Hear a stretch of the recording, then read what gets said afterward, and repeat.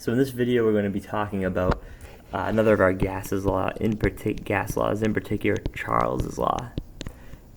So this law, this is an A here, is going to be the one that discusses the relationship between volume and temperature. So the equation for this, we'll kind of toss the equation out here, talk about it a little bit, kind of draw out a picture, and then we'll work a problem in a little bit. Looks like this. So volume 1 divided by temperature 1 equals volume 2 divided by temperature 2. There should be a 2 there.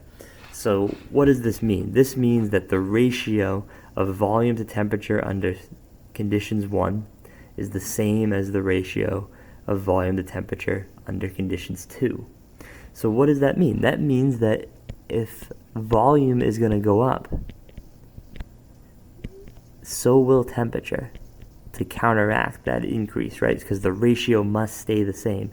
And if volume is going to go down, so will temperature, right? If you're going to graph the two, volume and temperature, you're going to get something like a straight line going straight up, because as one goes up, the other one has to go up. As one goes down, the other one must go down. So let's think about why this might be. So if we have a sample of gas here, right, so there's my gas, my circles are gas molecules, and let's say I'm applying some heat to this gas from underneath, right? If I'm applying heat, the temperature is going up. So this system will only work in a model where the gas is in a container that has the potential to expand, right? So this is almost like a syringe or a cylinder that has a piston in it that we can expand, right?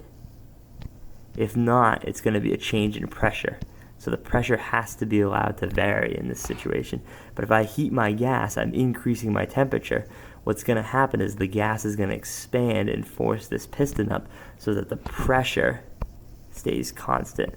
So under this system, the pressure must be held constant, right? And if it is, a change in temperature results in a similar change in volume.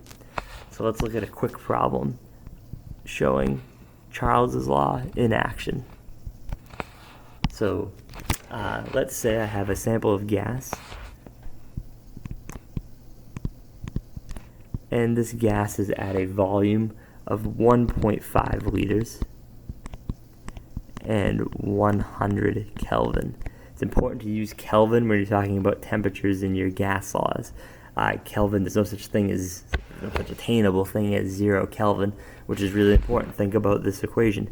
If I had 0 degrees Celsius in here, I'd have a big problem. I'd be dividing by 0. But I won't have 0 Kelvin, so I won't run into that problem if my temperatures stay in units of Kelvin. So a gas at 1.5 liters and 100 Kelvin is heated to 200 Kelvin.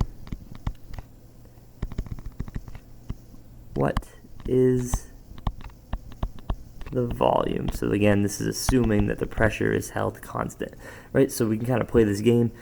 We've got a volume 1 and a temperature 1 here, and we've got a temperature 2 here. So our temperatures are clearly going up, so our volume will have to go up, right? We're kind of in that scenario. So let's plug some stuff in and see what we get. So V1 over T1 is equal to V2 over T2.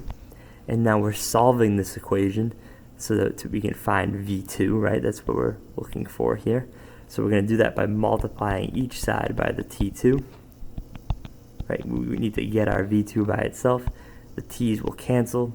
So we'll end up with the equation, just rewriting it slightly different here.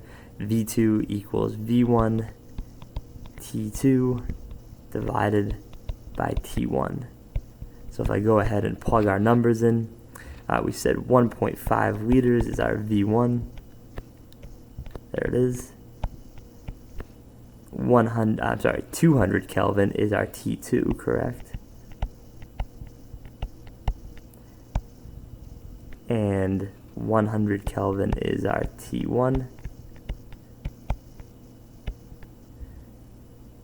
Right, so there we go. Nice little thing here unit-wise. You can see that the Kelvin will cancel out, so our answer will be in liters. And if we plug all that into a calculator, 1.5 times 200 divided by 100 should give us 3.0 liters of volume of our gas after it's been heated, according to Charles's law.